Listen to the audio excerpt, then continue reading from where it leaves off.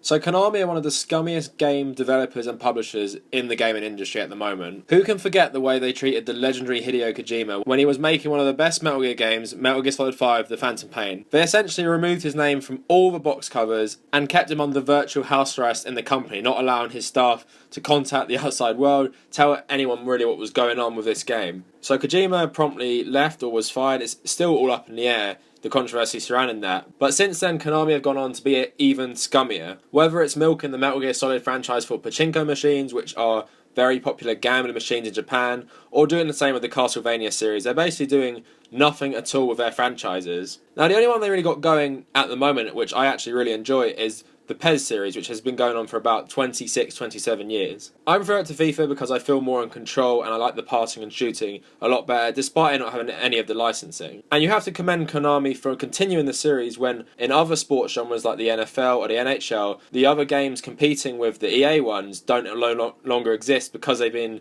pushed out without their licensing. But Konami always has to find a way to fuck things up. So take a look at the newest cover of PES 2018. Now, for this standard edition, they have Luis Suarez on the cover of their game. Now, for those of you who don't really follow football, you might still be familiar with him because he is a star player for Barcelona, but I want to kind of show you what Luis Suarez has done in the past and why he does not deserve to be on a video game cover. So before he moved to Liverpool, he played for Ajax, and this is where one of the first of many controversies occurred. So like a nice scummy person would do, he bit an opposing player, but this wasn't even the last time he would do it.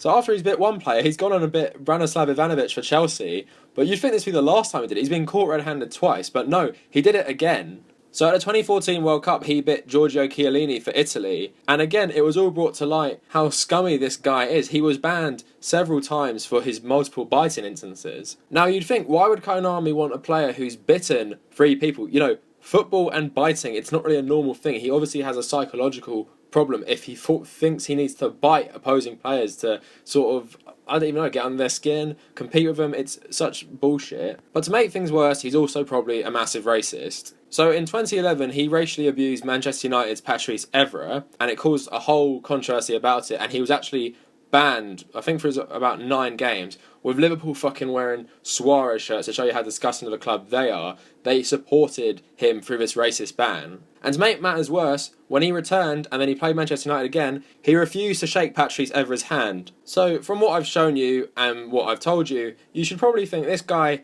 isn't really the nicest person and definitely shouldn't be featured on the cover of a video game. If you're on the cover of a poster or a video game, normally you should be a decent person because, especially in football, you're normally little children's idols. But putting Suarez on this box just sends all the wrong messages. It's basically that no matter what you do, you racially abuse someone, you bite 3 players, we'll still put you on your box cover. Now, it does seem like a match made in heaven, you know, a scummy footballer and a scummy video game company coming together, but I will cut Konami a tiny bit of slack because Neymar is usually their cover star, but he did move to PSG in the summer, so I don't know if he was meant to be on the cover or not, and at the last minute they had to switch, and obviously Suarez is probably the most marketable player after Lionel Messi, but I think Messi might be tied up with EA and FIFA, so I'm not sure if they could use him. But at the same time, why bother? And I can't believe no one actually cares about this. We live in this world where every racist or misogynist or sexist is forgiven instantly.